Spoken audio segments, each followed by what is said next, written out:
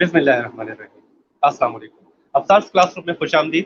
और आज की इस ऑनलाइन फार्मेसी इंटर्नशिप के सेकंड सेशन में आप सबको वेलकम करता हूं। आपके कमेंट से मुझे अंदाज़ा हो रहा है कि काफ़ी इंतज़ार में है सब लोग। आप सब जानते भी हैं जैसे कि शेड्यूल है हमारा, आज इंशाल्लाह हमारा सेशन सर नरेंद्र के साथ होगा। मेजॉरिटी मेरा ख्याल है सर नरेंद्र को ऑलरेडी जानते हैं। तो जो हमारे नए स्टूडेंट्स या दूसरी यूनिवर्सिटी सिंध यूनिवर्सिटी या जामशोरो उस एरिया के अलावा जो स्टूडेंट्स हमें ज्वाइन किए हुए हैं उनके लिए एक दफ़ा बता दूं कि sir Narendra basically from the doctor of pharmacy and MPhil as well. आप लेक्चरर हैं university of Sindh faculty of pharmacy में। बेसिकली आप लेक्चरर हैं फार्मेसी प्रैक्टिस के और एक बहुत रिनाउंड और बहुत अच्छे टीचर हैं, हम सबके मेंटर हैं अल्हम्दुलिल्लाह। सो आज उनसे कुछ सीखने का मौका मिलेगा। कल के सर मुबश्शिर शिराजी साहब की लेक्चर से काफ़ी फ़ायदा हुआ। स्टूडेंट्स के बहुत सारे कमेंट्स सुनने को मिले, अच्छे अच्छे कमेंट्स। और कुछ स्टूडेंट ने शेयर किया कि हमने नोट्स बनाए हैं। और कल जैसे कि आपने एक वीडियो देखी होगी जिसमें मैंने जिक्र किया था कि हो सकता है हम एक टेस्ट भी लास्ट में कंडक्ट करें। So it will be worthful कि अगर आप इन चीज़ों को नोट करते रहें साथ साथ। So without wasting the time हम चलते हैं हमारे रिस्पेक्टेबल टीचर की तरफ, सर नरेंद्र की तरफ। अस्सलाम वालेकुम sir.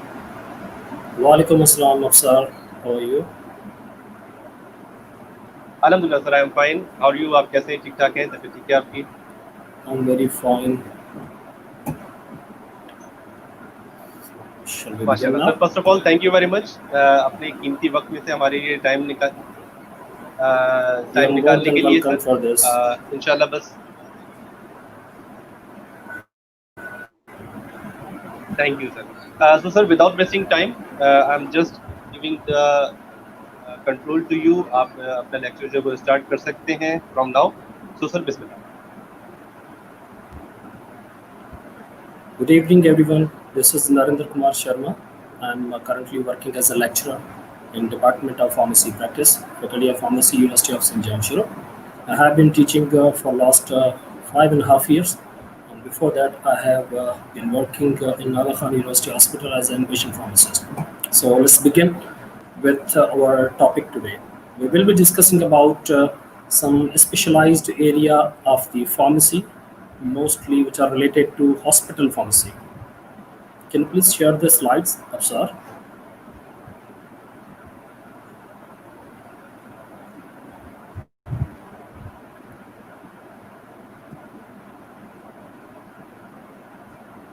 Here we go.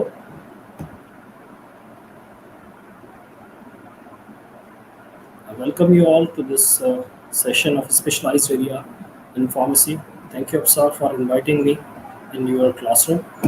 So, specialized area in pharmacy. I'm Narendra Kumar Sharma, as I have introduced already myself. These are the contents. So today we will try to cover two areas in the pharmacy. One is extemporaneous dispensing and other is drug and poison information center. Here we have the contents of extemporaneous dispensing. We will be discussing about the introduction, need of extemporaneous preparation, types of dosage forms, types of compoundings, operational activities, and the documentation. And before that, we will be discussing about the Drug and Poison Information Center, its importance, resources, activities, handling of call at Drug and Poison Information Center, and finally, we'll be talking about the documentation. So let's begin with Drug and Poison Information Center.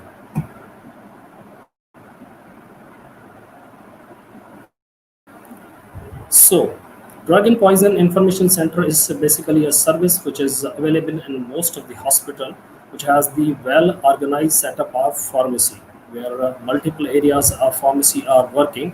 So it's a service which is providing drug and poison information to the healthcare worker as well as public.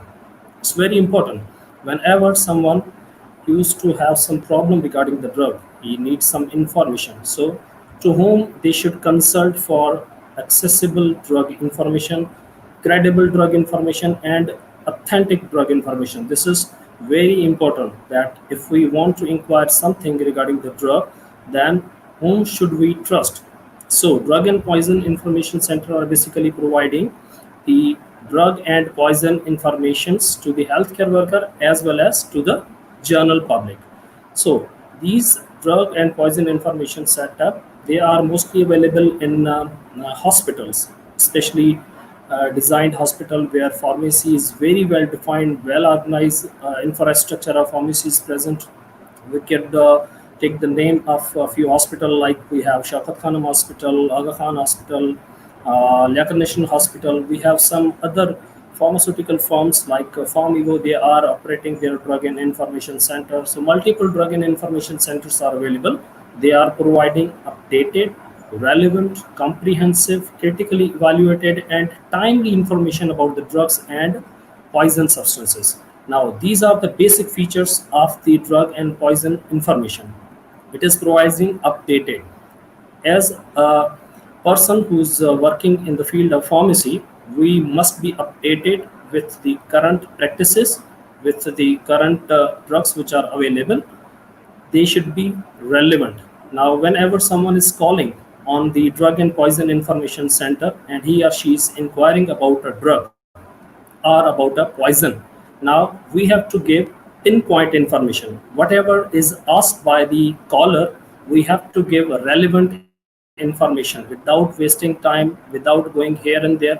We have to give the information which is just asked. Let's suppose if a caller is asking you, can you please tell me the dose of domperidone? Now, you should ask the cross question that domperidone dose for what? For adult or for children? So the person will be replying like for adult. So we can say for which indication, that he could be saying that as a prokinetic agent. So the answer may be 10 mg AC, that is 10 mg before meals 3 times in a day. So only relevant information will be provided. The answer should be comprehensive. It's very important. We don't need to beat about the bush. We have to give a comprehensive information, because sometime when we get a poison call and the time of recovery for the patient is very low, in that case what we need to do, we need to give a comprehensive information which is demanded by the caller. The caller may be a doctor, the caller may be a pharmacist, the caller may be a person from the home who has called from the home, or anyone, and critically evaluated. Sometimes there are some practices which are non-FDA labels, but they are practiced in hospital pharmacy, in the routine clinical work, so that critically evaluated information can also be provided, but with references. We should always follow authentic references. Like nowadays, we are suffering from a pandemic disorder throughout the country, throughout the world, even. So up to now there is no cure, no, there is no treatment available. But beside that, we have some drugs which are being proven efficacious, and they are giving coverage to the patient. The patients are getting better, even though we don't have a specific drug. But the drugs which are already available, they are tried, they are used on the trial basis. So critically evaluated information can also be utilized, and timely. This is very important. Whenever someone is calling you, if you don't know the answer at the drug and poison information center, just give the time to the patient that you will be calling back within 5 minutes, 10 minutes, and you must call back them, because time is very important. In poisonous cases, the patient might be in emergency, he might need a quick assistant, the physician might need quick information from you. So it is necessary that you should give or provide timely information. Otherwise, you won't be able to build up a trust level in a patient's mind or in healthcare worker mind. Initially, when we are opening a drug and poison information center, we don't get much call because people might not trust us. But if you are calling on a very well-known drug and information center like Aga Khan, like Liaquat National, so you might be trusting them that whatever information they will be giving you, that will be authentic. Next, please.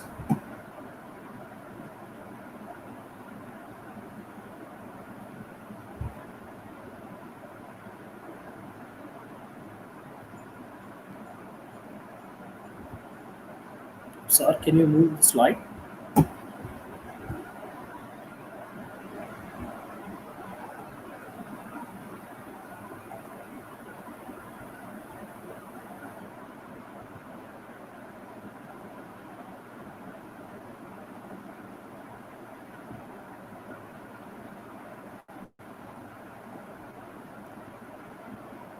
And then we have the service which may be provided 24/7. That means any drug and poison information center, it will be working 24/7, means 24 hour a day and 7 days a week. That's very important. Now moving to the next, that is importance of drug and poison information center. It provides information which is related to pharmacotherapy, pharmacoeconomics, dose adjustment, education and counseling of drug administration, and adverse drug reaction. So this is the importance of drug and poison information center. From the word, it is very much clear that they are providing the information regarding the drug, regarding the poison. So what information may be required? It may be related to pharmacotherapy, it may be related to pharmacoeconomics, it may be related to dose adjustment, especially when we are talking about the renal dose adjustment, when we are talking about the liver dose adjustment, when the patient are suffering from chronic liver disorders or chronic kidney diseases. In these cases, there might be some adjustment which are required in the normal doses. So people might tell you about the particulars of the patient, their creatinine clearance or their LFTs, and then you will be able to provide authentic information by calculating all the doses which are available with you. And please don't forget to give them the reference so that they can consider it as the trustworthy information. Then we have the information related to the adverse drug reaction. Sometimes the adverse drug reaction might be informed to the patient. If we are telling each and every adverse drug reaction of the drug to the patient might not take the drug on their time. That's why it is necessary that information regarding the counseling, we should only tell about those minor adverse drug reaction which can occur. But if you really think that the idea must be counsel to the patient, like if a drug has ability to cause dizziness, now this information must be provided to the patient so that after taking drug, he must not do any activity which need attention. So adverse drug reaction information can also be provided by drug and poison information center. The information related to the management of poison case. This is the most important purpose of drug and poison information center, that in any hospital, until and unless you don't have the references available for the management of any poisonous case, it's very difficult. Like if someone has taken 10 or 20 tablets of paracetamol, now whether this dose is toxic or not, from where to get this information? We can simply call DPIC and we can get the information regarding the lethal dose, regarding the management, regarding the sign and symptom, and how to cure the patient, whether antidote will be given or it will be managed on the basis of treatment of sign and symptoms. Next, please.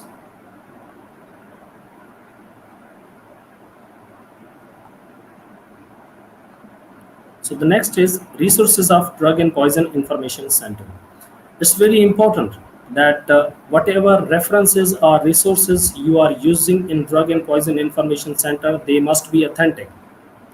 You are not supposed to memorize the doses, you are not supposed to memorize each and everything which is available. Okay, so what you will do, you will use the authentic references, whether they are textbook, whether they are the reference text, whether they are the electronic database, which are the authentic source of information available for pharmacist, for physician, or for any other healthcare worker. It's very important that you should choose the reference which is giving you authentic information. Like if someone is asking you about a drug dose and you are going through a website of Wikipedia. Now Wikipedia information is editable. Anyone can edit the information which is available on Wikipedia. So we cannot rely on this reference. What we will do, we will go through the authentic reference books. Like we have the Drug Information Handbook by Lexicon. This is the most authentic book and always it is updated. It's available every year or after every 2 years in updated variant. Then we have the references text, like we have the British Pharmacopoeia, United States Pharmacopoeia, British National Formulary, Martindale Extra Pharmacopoeia, drug monographs, research articles, and physician desk references. These are the reference texts which can be utilized by the pharmacist or the respondent of the drug and poison information center. because these are considered as the most authentic references. The information which is not available in the references, because they might not be as updated like in the situation of COVID. Now, if you will open lexicon, you will not find out the word COVID-19, because that will take at least 1 year to republish a new edition. That's why what you will do, you will go through the research article. If studies are available and they are giving some information on the basis of a research study, you can counsel the patient regarding any problem which they are facing with the drug or with the poisonous material. So these are the authentic references. Then we have the electronic database, in which we have the micromedics, we have authentic websites like we have PubMed, we have WebMed, we have Medline, and then we have online panel of specialists. Sometimes we have the panel of specialists, if they have quoted, if they have given some information in their live webinar, that might be considered, okay, with the references. Micromedics is a software which can be purchased in the app form as well. Yearly or quarterly subscription is required. It's a paid service, it's not free of cost. So in the hospital, in the universities, they can subscribe this micromedics, and they can access the information. This is very good variant to provide the information regarding the poisonous material. If a patient is calling you from home and he's asking that my child has eaten some pills of silica gel, now do I need to worry about it? Now what you will do, you will go in the micromedics and you will write down the silica gel, whether it is toxic or not. So based on their toxicity, you will be providing the information that no, it's not toxic, so nothing to worry about it. So micromedics is a very good reference for poisonous as well as for general information. It contains comprehensive and concise information regarding each and every parameter of the drug. Next please. Now we have the activities of DPIC Center. In activities of Drug and Poison Information Center, most of the time these DPICs are Drug and Poison Information Centers. They are available in the hospital. They are based on the hospital setting. That's why they will be involved in responding calls.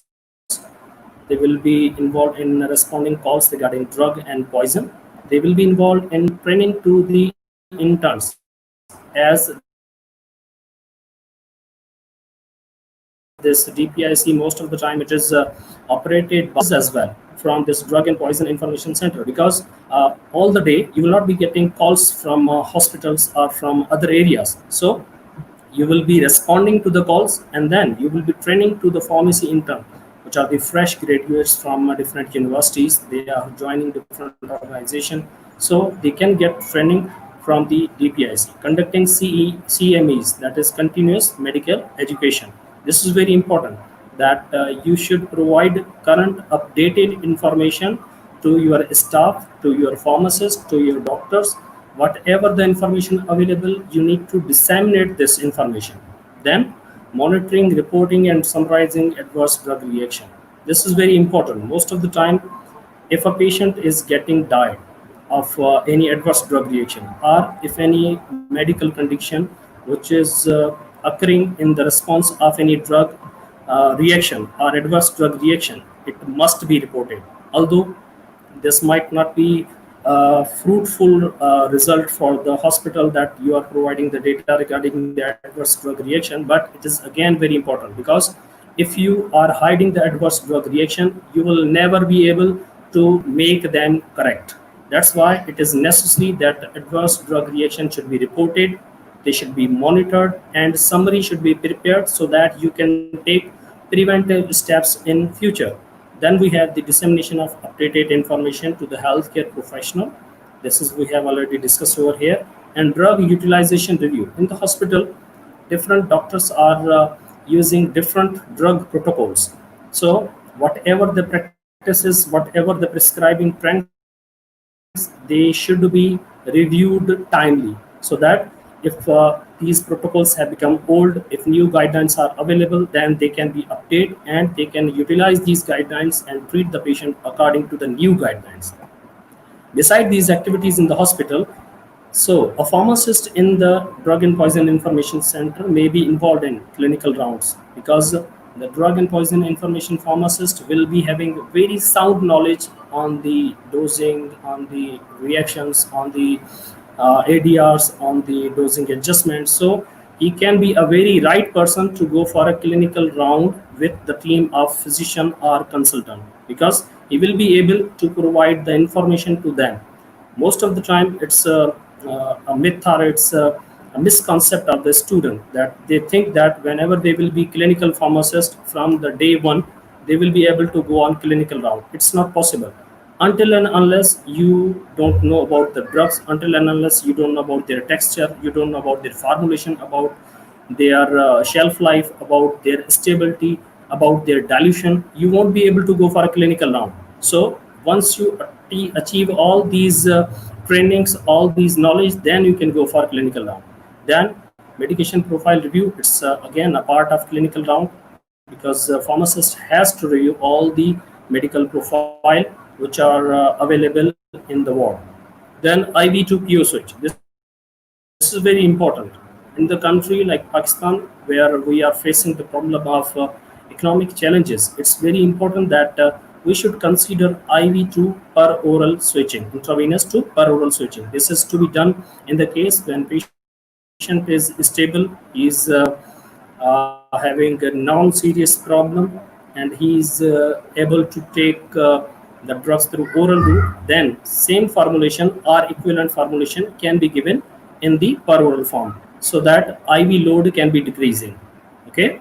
Then therapeutic drug monitoring, this is very necessary in the case when we are giving a normal dose to the patient, when we are giving therapeutic doses or maximum therapeutic doses, but patient is not responding. In that situation we can go for therapeutic drug monitoring. Or in the case when we have the narrow therapeutic drugs available, in that situation you have to go for therapeutic drug monitoring. So the blood level for drugs should not go beyond the toxicity, or they should not go in the bottom beyond the subtherapeutic doses.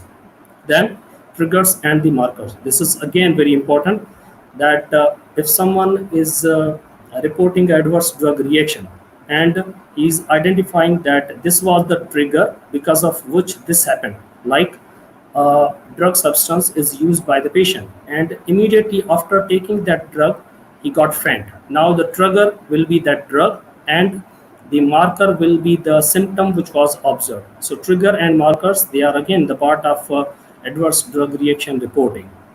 Then we have the pharmacy intervention record maintenance. This is very important, that whatever interventions a pharmacy department, a pharmacist is doing, either at the bedside, either in the inpatient area, either in the outpatient area, they must be logged. Okay. Until unless you are not reporting it, you are not documented, that means the care is not provided. That's why it is always mentioned that care that is provided, care which is documented. So anything which is not available in the document, that means you didn't give the care, you didn't give the medicine to the patient.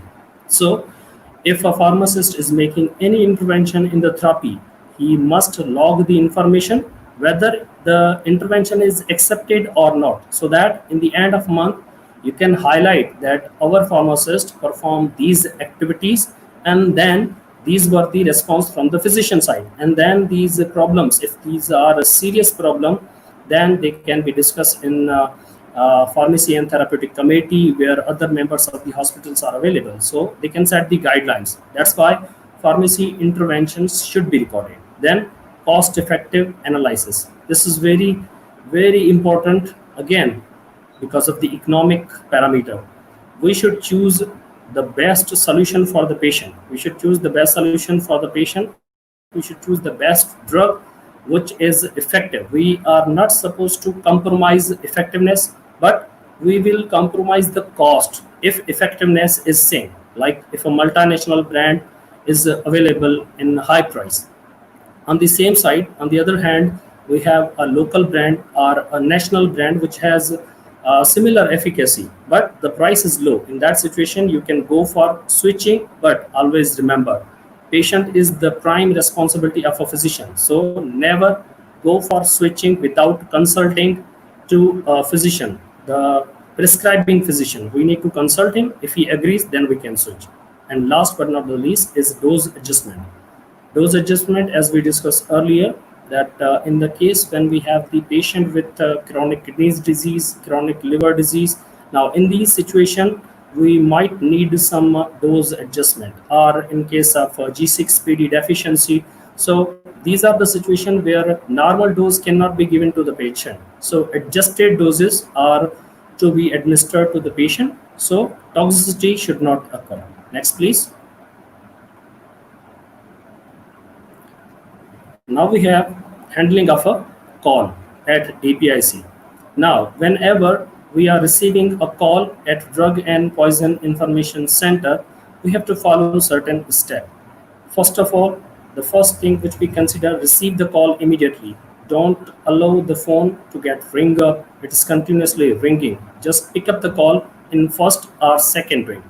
Then give greetings like Assalamu alaikum, good evening, and tell about your name and tell about your drug information center, from which drug information center you are calling. And then you ask from the patient regarding his information. It's very important that who is calling, because every call is to be recorded. So you need to take the identification of the person who is calling, and you should ask about their phone numbers. In case if you cannot answer the query at the time, you can call back them later. Okay, then ask about the question or whatever the queries he has. So after listening the queries carefully, you should work on it. You should start work on it. If you really know the information which is inquired, which is asked, okay, you can simply tell them, but make sure you should be very much confident. It's very important. If you have remember the dose, okay, so you can only tell the dose without looking at the reference which you are very much sure about. It's very important. So whenever you are listening to the query, meanwhile go for some cross question. Why cross questions are needed? Because we can inquire about more information regarding the patient. Like if we are telling about the dose of vancomycin to the patient whose age is 50 plus, then you should go for a cross question whether his creatinine clearance is normal, whether his liver function is normal. If they are abnormal, then doses will be adjusted. Meanwhile, on the other hand, you will be continuously surfing for the information, because you are not supposed to wait so that you can listen the question first and then you will start searching the answer and then you will respond. You have to be multitasking. It's necessary. That's why whenever you are listening the question, try to go for internet surfing or try to search out from your authentic references the information which is required one. Okay, when you get the information, give the comprehensive and concise information. Don't read complete line. Like if as we discussed previous, that if someone is inquiring about dose, that I want to give naproxen to the patient for migraine. Now you are reading like naproxen sodium 550 mg BID twice a day. No, this is the wrong way. You need to be pinpointed. Answer should be pinpointed. You should say the dose is 550 mg BID or twice a day. Okay. So the response should be in that way. Then respond the call, and after every call, you need to file or document that call, and the document will be shared in the next slide. Okay, if you need some more time, okay, in the case when you think that you need some more time to resolve the question or to answer the query, please ask for callback number so that you can call them back in the meantime, especially in the case of drug and poisonous cases. That's very important, because they might be relying only on you. So it's necessary that you have to give a timely information. Ask for some time, 5 minutes or 10 minutes, and try to give that response within due time. This will increase the credibility. This will increase the prestige of the organization in the mind of the caller. So this was all about handling a DPIC or Drug and Poison Information Center call. Now we are moving towards the documentation form. Now, For every call, we need to go for documentation. Why this documentation is necessary? So that we can keep the record that in a month how many calls we have entertained, and this data can be represented, so the need of pharmacist can be justified. We are always demanding for the rights of pharmacists, for the rights of pharmacists on every platform, but even we are not getting much attention. Why? Because we are not presenting data that what our pharmacists are actually doing. So whenever we will be documenting each and every activity which is done by the pharmacist, then we will be able to tell to the authorities that this is the importance of a pharmacist and this is the need of every healthcare system. So for documentation, caller name and identification. This is very important, whether the caller is a physician, he's a nursing staff, or he's someone who's calling from home or somewhere else. Then affiliation of caller. The person who's calling, he is either belonging to any hospital, any dispensary, or he's a home worker or something like that. Then contact number, in the case if we could further contact him, then what he asked the question we have to record. If he has asked one question, then we need to note down the question, and whatever the cross question which we have done, they should be reported in that document file. And references, what reference we have used to respond, like we have responded using national formulary, we have responded him using micromedics. You need to mention that response and the reference used for the response. Then answer of the question, what answer was given, and response time, so that you can justify that within 1 minute, within 2 minutes, or within 3 minutes we have entertained a complete call. And for every single call, this is to be documented. For incomplete information, a senior might visit this form and he can guide you that this information is incomplete. So you can call back again then, and you can respond them again. And in the start, you should tell them that some information was missing. So we are providing you this information on your demand. Next, please. So this was all about the Drug and Poison Information Center. Now we are moving towards the extemporaneous dispensing. So from the word extemporaneous, it's very much clear that something which can be prepared freshly.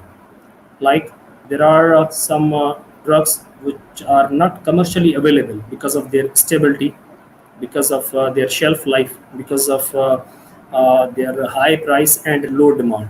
In that case, a pharmacist should provide a platform to the patients where you can prepare extemporaneous preparations, which can be prepared by using different salts, or which can be prepared by using different types of dosage form which are already available. So dispensing of freshly prepared, that is extemporaneous dosage form of medication to the patient in the required strength. Sometimes the strength which is available in the market, in the commercial market, that might not be needed. A very low strength is needed, especially in case of the children.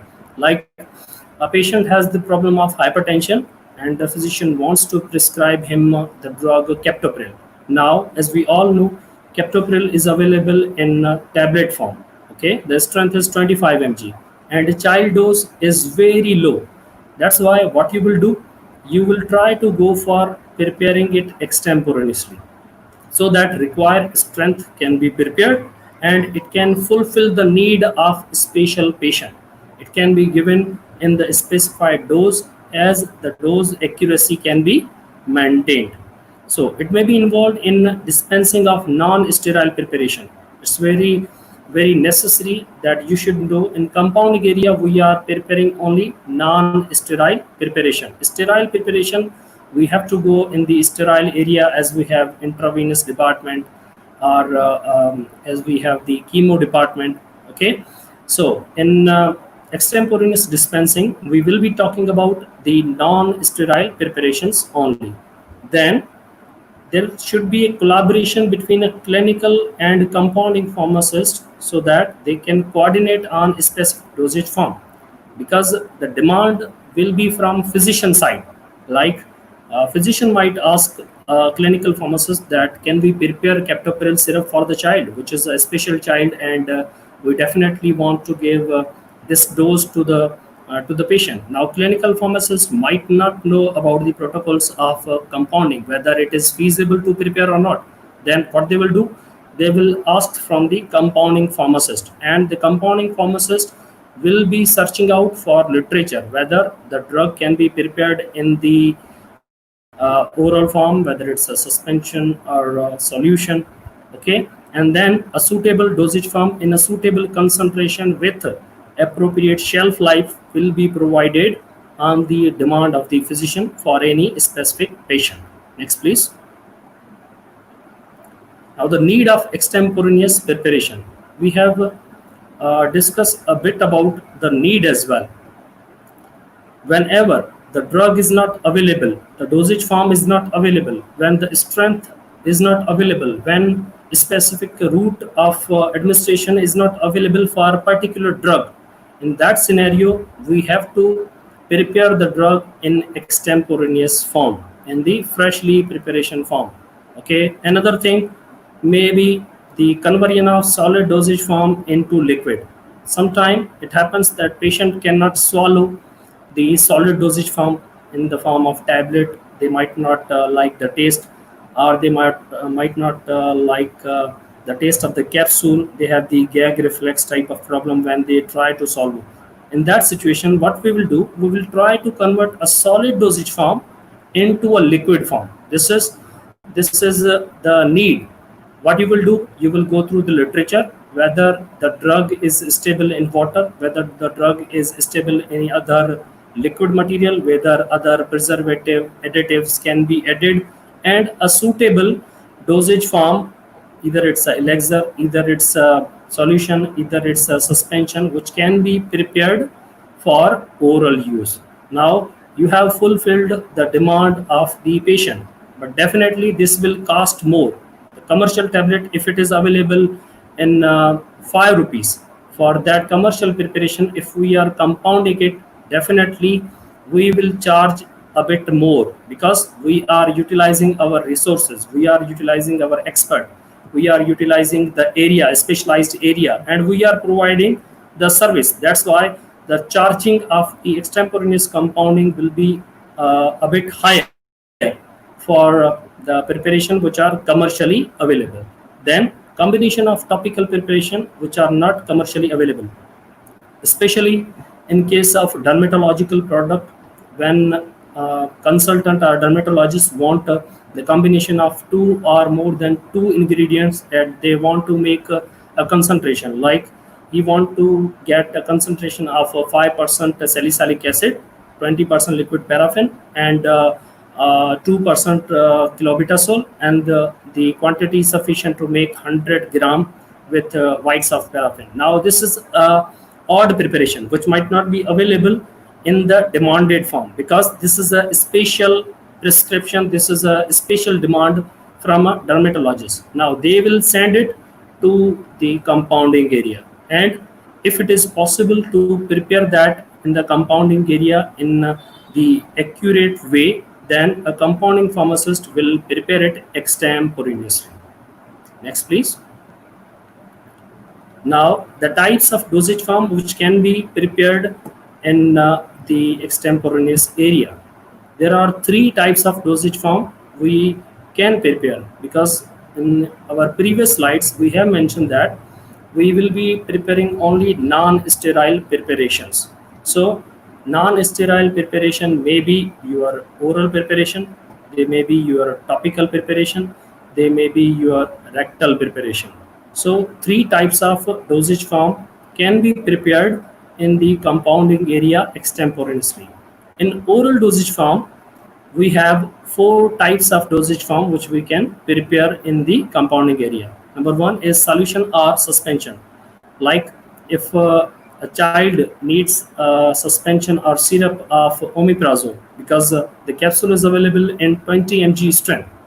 Now the dose for a child might be 5 mg, it might be 10 mg. It's very difficult for you to cut a capsule in two equal proportion. So what we will do, we will try to convert capsule into a solution or in a suspension. So for omeprazole, a syrup can be prepared in the strength of 2 mg per ml.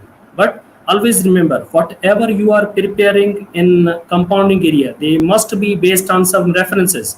It should not be like that you think that it will be dissolved, you think that it will not destroy with the addition of water, with the addition of some other vehicle. So everything which you are preparing, it should be based on some pre-review literature. So solution and suspension can be prepared. Examples are omeprazole solution, prednisolone suspension, because we don't have prednisolone suspension available in the market. Then elixirs like digoxin, it's a very narrow therapeutic index drug. This is very important. The dose should be maintained. A slight change in the dose can be fatal for the patient. That's why accurate dose, accurate strength can be prepared in the oral form, in the liquid form, in the form of digoxin elixir. Then we can prepare capsules, like we have the preparation which are available in the capsule form, but they contain granules, okay, and the strength is like 25 mg, and these granules are present in such a large dose, so a child dose will be quite lower. What we can do, we can go for making very small capsules by using these granules in equal proportions.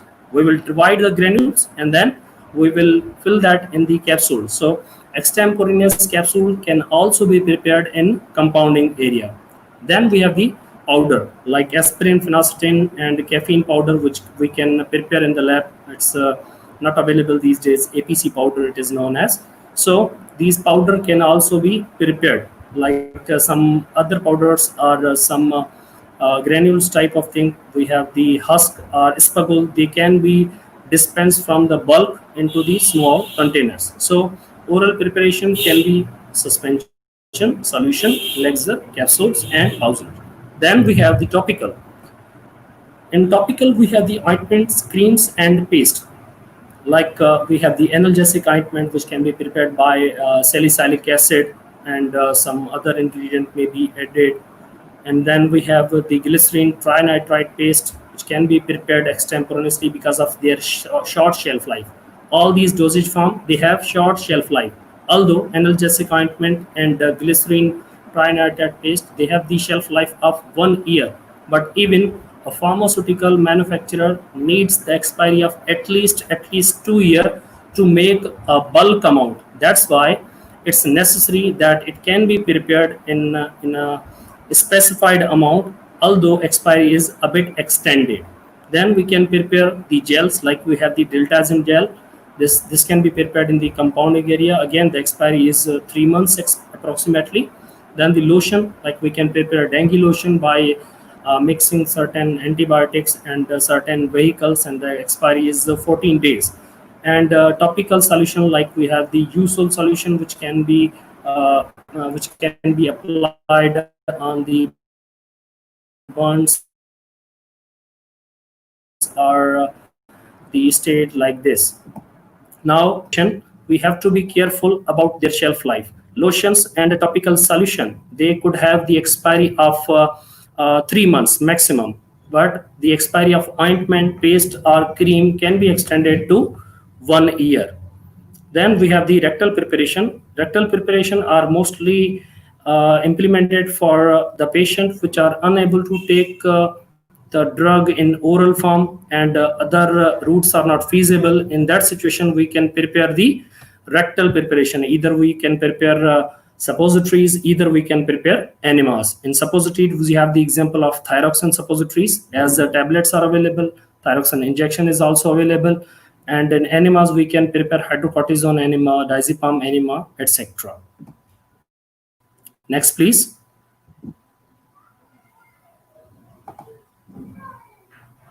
Now the types of compounding. Basically, based on the amount to be prepared and based on the expiry, we have two types. Number one is bulk preparation, another is extemporaneous. Bulk preparation can be done for those dosage form are for those drugs which can be prepared in a small lot, but they have comparable long expiry, or they are frequently prescribed by the physician or by the consultant, and the ingredients are cheaper. For that, we can prepare a small lot or small bulk which can be utilized in the due time. It's necessary that you should go for bulk preparation of only those things which has a comparable long expiry. That means it could be 1 month, 2 month, or 3 months, so that the drug can be given to the patient. Excuse me for a while.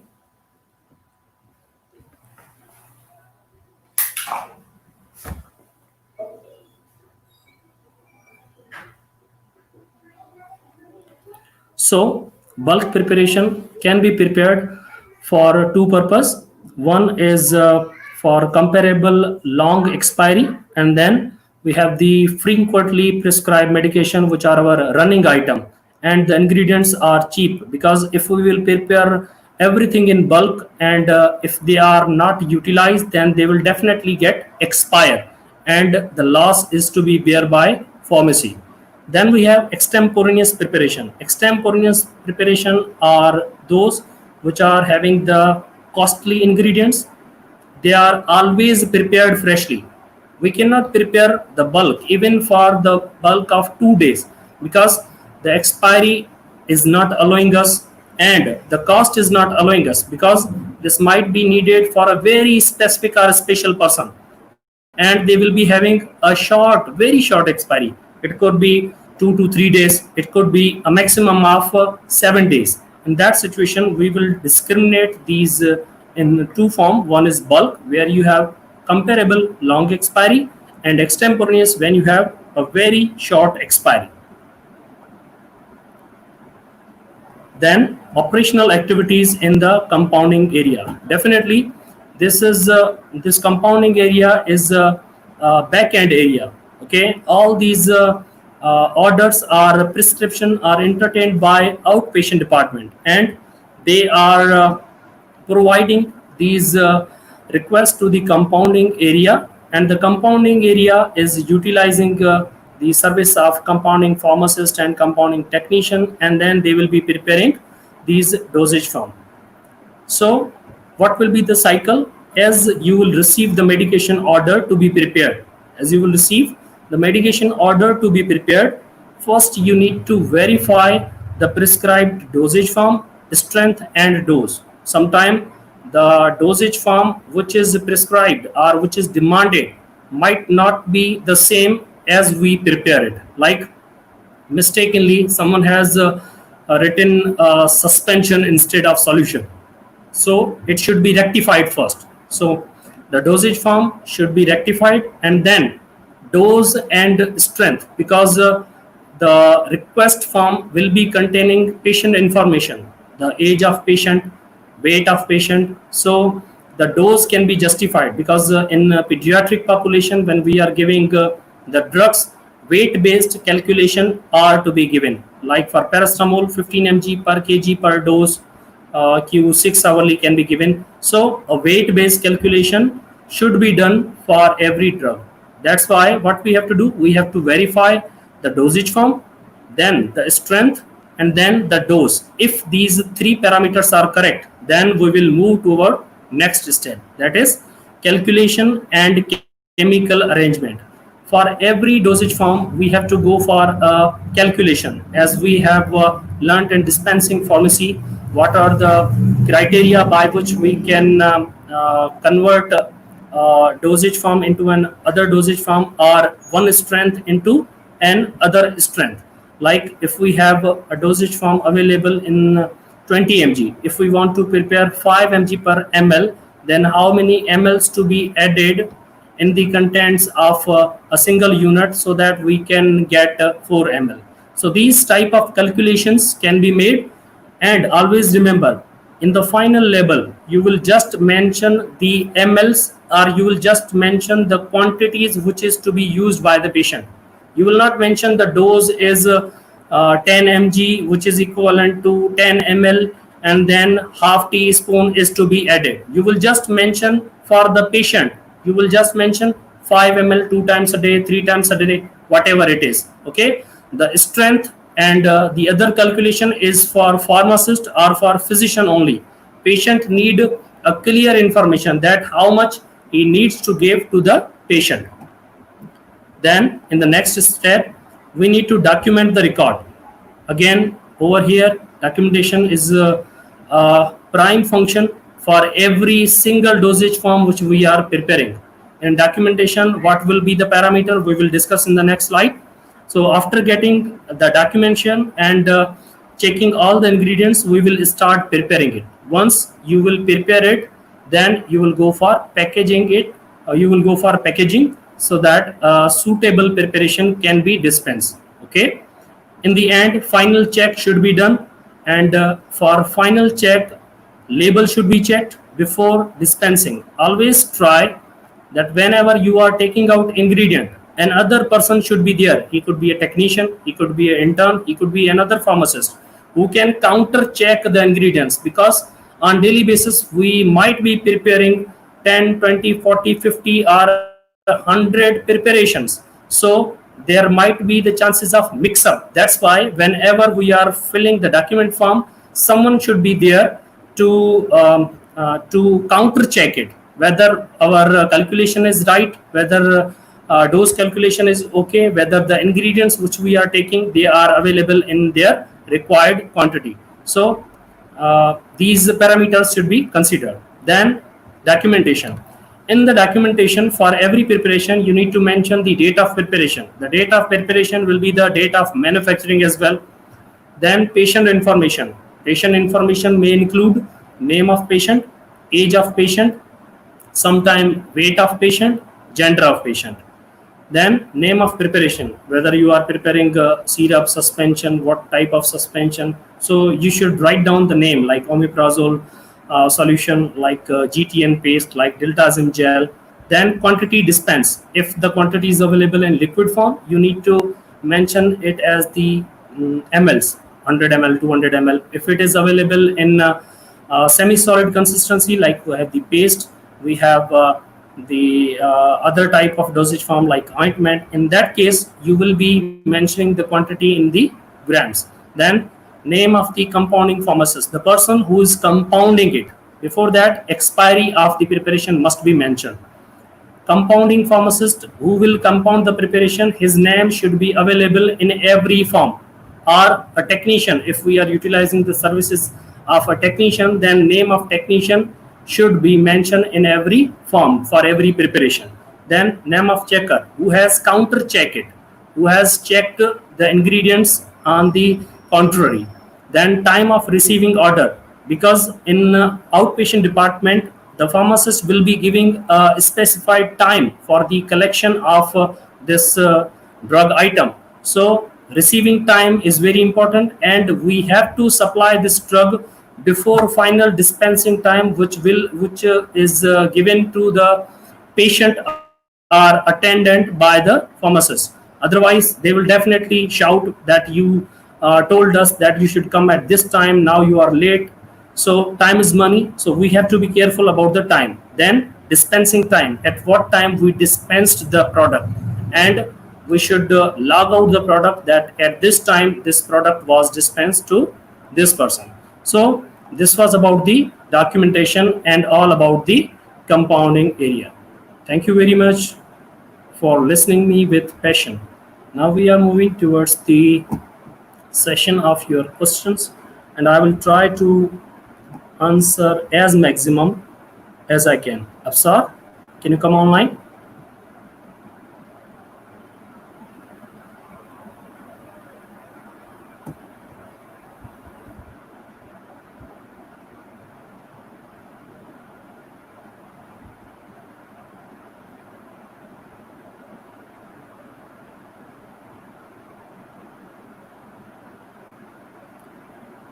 Thank you so much for your patience. Okay, we have a question that conversion of solid to liquid, not clear. In the case when a solid dosage form is available commercially, but patient does not feel comfortable to take it, as a bitter taste tablet is available or a bitter taste capsule is available. Now the patient demand that he needs some other dosage form. It is possible that IV may be available, but IV is not that feasible because they will be having some intravenous related problems, and it is not convenient as well. That's why what we will do, we will try to go for compounding of a liquid form, and we will add it to we will add some agents which are flavoring agent which can mask the bitter taste of the drug, so that it can improve the palatability and patient can take it easily. That's why we can convert a solid dosage form into a liquid dosage form, but we have to be careful about the calculations.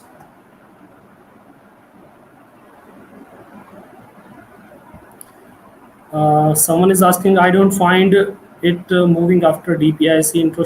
There might be some problem in the internet, as I am sitting in a very rural area.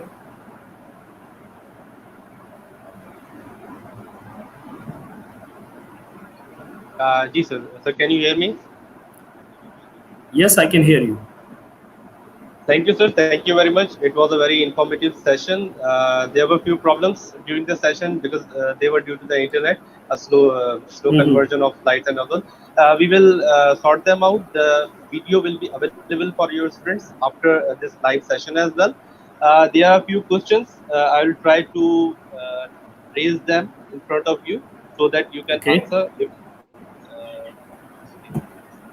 And the participants can also write your questions in the comments. We will run this question answer session for next 5 or 10 minutes so that the ambiguities or any questions of the participants can be sorted out. You can start asking the question if you have.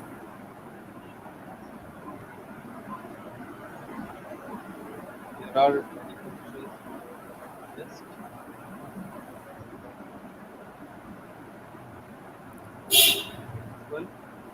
Mohammed Bakar is asking, how can suppositories be made extemporaneously?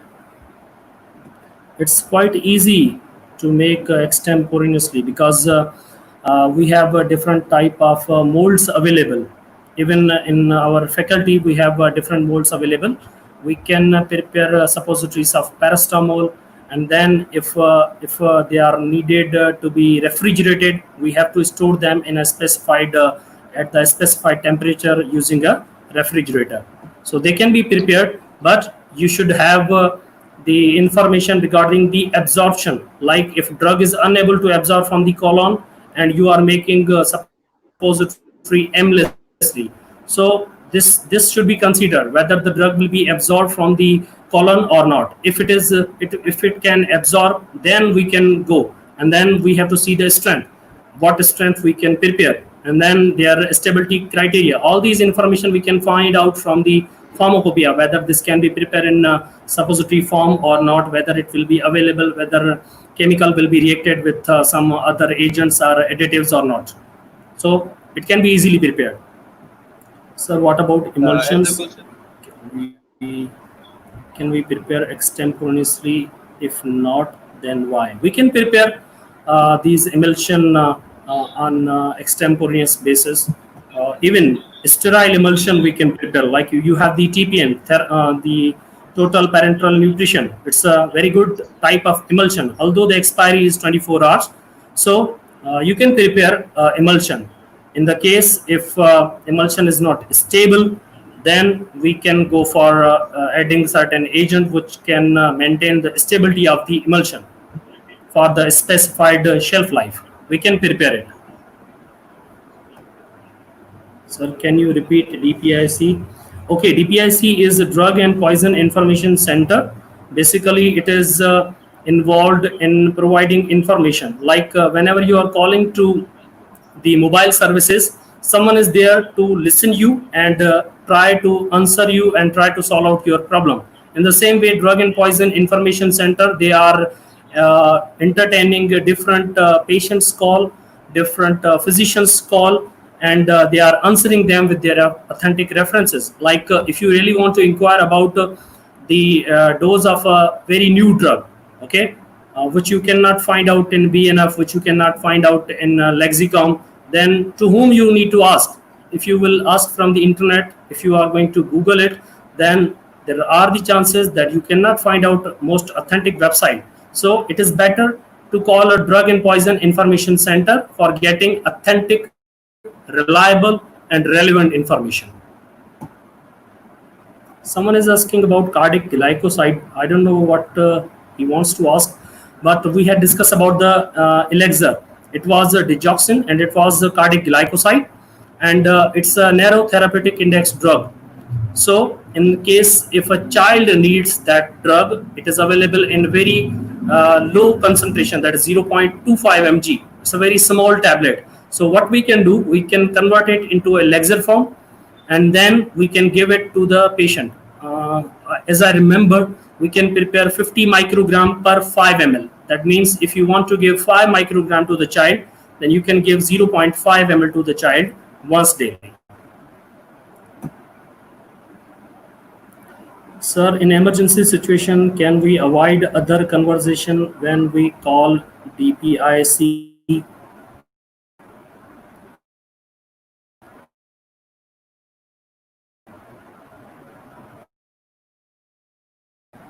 Its need of time is try to ask the question which you really want to need.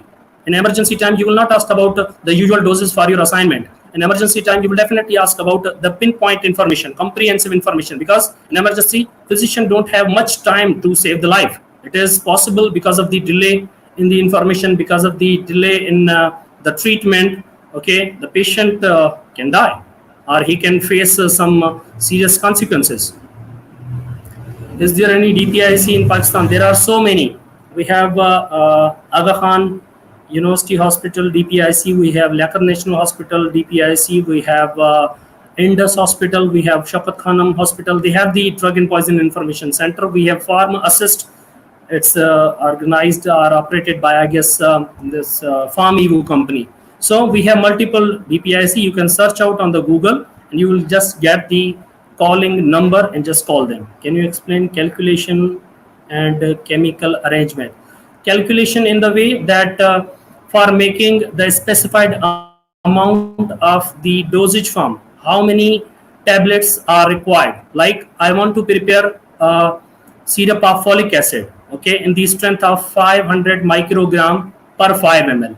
Now for that, I want to prepare 10 ml or 20 ml or 50 ml. But what I need to do, I need to keep in mind whether this 20 ml, 30 ml will be consumed within the expired period or not. Never prepare such an amount which will be expired before full consumption. Okay, so we will definitely prepare keeping in mind the expiry of the drug. If expiry is 7 days, then we will not go for the amount beyond 7 days. We will definitely prepare for 5 days. So what we will do, we will calculate the dose, frequency and per day dose required, and we will multiply with the number of days. Okay, then you will get the quantity or the dose per 5 days, per 7 days, per 10 days. Okay, then you will see how many doses or how many capsules or tablets can be utilized to prepare that amount of the drug. So calculation are necessary. Then arrangement, whenever we are arranging these ingredients, it is necessary that we need to arrange as they are needed. We are not supposed to make the area haphazard. Otherwise, we will be mixing other ingredients which are not required, which are not present in the prescribed prescription. It's necessary to keep all the ingredients which are needed. Hospital formulary in each hospital will be considered as authentic for DPIC. For every hospital, they might be designing some hospital formulary for the drugs and dosage form which they prepare for their convenience. That is definitely based on some authentic references. They don't make a formulary like the normal assignments. They are making with the consultation of pharmacy and therapeutic committee, and whatever information they are putting, the information is again checked and verified, then it becomes the part of formulary. So information available in the formulary may be authentic.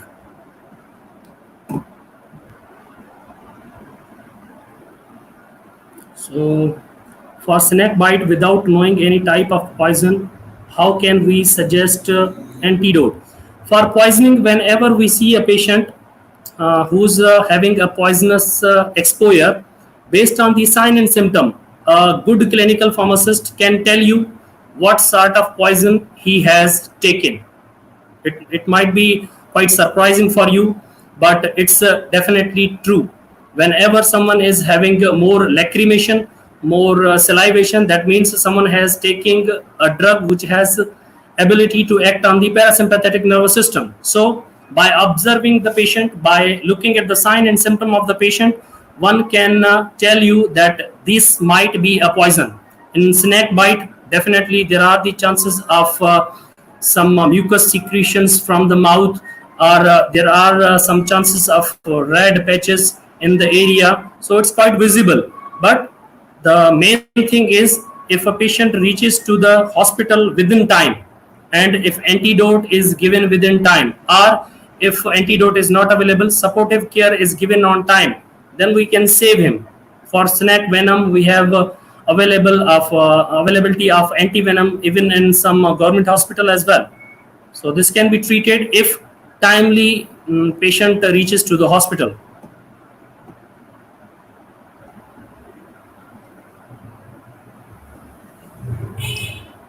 Okay, sir.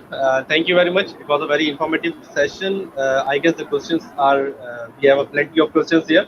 It will be, it must take a lot of time to complete all of them. Once again, sir, I'm thanking you from my behalf, from the behalf of whole team of Upstar's Classroom, and from the behalf of all the students of our participants. Okay, sir. Thank you so much, Upstar, and thank you everyone for listening me with patience. And it was a very interactive session in the end while we were discussing about the questions. Stay safe, stay at home. Thank you so much. Thank you, sir. Allah Hafiz. Okay so students, thank you. आज का session आप लोगों ने join किया, ये हमारा second session था, जो कि सर नरेंद्र ने बहुत अच्छे से कैरी किया। बहुत सारी नई इन्फॉर्मेशन हमें सुनने को मिली। सो एक दो तीन गुजारिशात आप लोगों से हैं, कुछ बातें मैं डिस्कस करना चाहता हूँ, सिर्फ 5 मिनट आप लोगों के और लूंगा। बेसिकली कल एक वीडियो अपलोड की थी जिसमें कुछ इंस्ट्रक्शंस हमारे स्टूडेंट्स के लिए मैंने शेयर की थी। उसी हवाले से कुछ गुजारिशात और है कि अब कुछ स्टूडेंट्स के जो है वो सवाल ये आ रहे हैं सर असाइनमेंट्स अब तक नहीं पहुंचे। सो दो चीजें हमने पहले डिफाइन की थी। एक ये कि आपकी अटेंडेंस जो है वो हम जस्ट सब्सक्रिप्शन से हासिल कर लेंगे, so subscription is compulsory. Second thing is that कि आपकी जो असाइनमेंट है वो इंशाल्लाह आप जिन लोगों को नहीं पहुंचा, बिकॉज एक बहुत लेंथी प्रोसेस है, सबको 1 by 1 ईमेल्स के थ्रू ये पहुंच रहा है। सो इंशाल्लाह आज रात तक सबके असाइनमेंट्स उन तक पहुंच जाएंगे। जिनको असाइनमेंट्स नहीं मिले वो हमारे जो फेसबुक का पेज है अपसार्स क्लासरूम का, उससे भी हासिल कर सकते हैं, एंड सिंपली उसी असाइनमेंट में अपना नाम वगैरह ऐड करके और उसको आप रीसबमिट करवा देंगे ईमेल एड्रेस पे, so that will be submitted. तीसरी चीज जो ये टेस्ट के हवाले से वो ये हमने डिसाइड किया है कि इंशाल्लाह हमारा आखिरी सेशन सैटरडे को 13 जून को होगा। सो 13 जून को सेशन के बाद, बिकॉज 13 जून को जो हमारा सेशन है वो दोपहर में है, ऑलमोस्ट 1 बजे से 2 बजे के आसपास।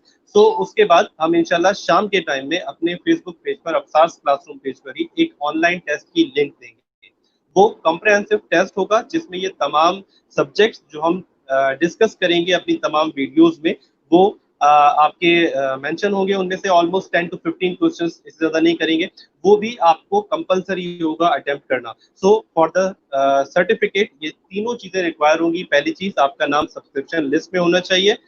दूसरी चीज, आपने ये क्लासेस जो अटेंड की है वो हमें सब्सक्रिप्शन से मिल जाएगी। आपके असाइनमेंट सबमिट होना चाहिए, और तीसरी चीज ये कि आपका वो टेस्ट सबमिट होना चाहिए। ठीक, तो इन तीनों चीजों को कंपाइल करके वो स्टूडेंट जो इन तमाम क्राइटेरिया पर पूरे उतरेंगे उन तक इंशाल्लाह उनका सर्टिफिकेट जरूर पहुंच जाएगा। ठीक, सो टेस्ट है तो इसका मतलब आपको इन तमाम लेक्चर्स को नोट भी करते रहना है। सो अपने तैयारी कीजिए और कोशिश कीजिए कि अच्छे से अच्छा हो। मेरी कोशिश ये रहेगी कि उस टेस्ट में से जो टॉप 5 होंगे स्टूडेंट्स, उनके नाम भी हम लोग अनाउंस करें और कोशिश करें कि प्रॉपर पोजीशंस के तौर पे उनको अनाउंस किया जाए। ठीक है, सो आज के सेशंस के लिए इतना ही। मिलते हैं इंशाल्लाह कल एक नए सेशन के साथ, एक और इंटरेस्टिंग टॉपिक के साथ। तब तक अल्लाह हाफिज।